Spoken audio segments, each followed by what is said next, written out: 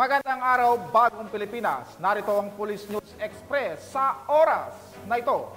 Voluntaryong sumuko sa mga otoridad ang dating miyembro ng makakaliwang grupo at tuloy ng tinalikuran ang grupong kinabibilangan sa probinsya ng Cagayan.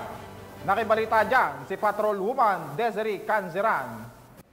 Isang dating miyembro ng makakaliwang grupo ang nagbalik loob sa otoridad nito lamang Miyerkules ika-6 ng Nobyembre bilang bahagi ng patuloy na kampanya ng pamahalaan laban sa insurhensiya. Ayon sa ulat, ang operasyon ay isinagawa ng Rizal Police Station sa pamumuno ni Police Lieutenant Arnold Taguba, katuwang ang 4th Mobile Force Platoon ng 1st Cagayan Provincial Mobile Force Company na pinamumunuan ni Police Captain Harold B. Amagi at sa ilalim ng pangangasiwa ni Police Major Abdel Aziz D. Maximo.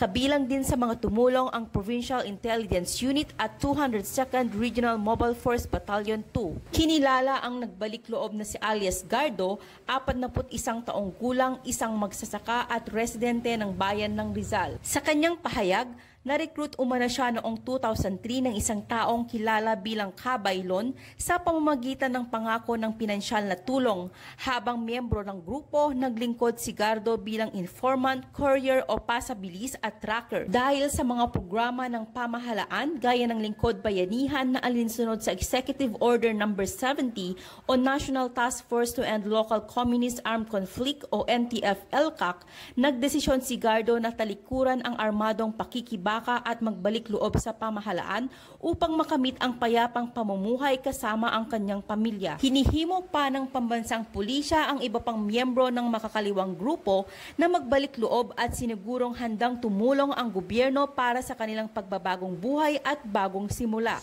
Mula dito sa Lambak ng Cagayan, ako ang New Police News Network Correspondent, Patrolwoman Desiree P. Canseran, alagad ng batas, tagataguyod ng Balitang Pulis.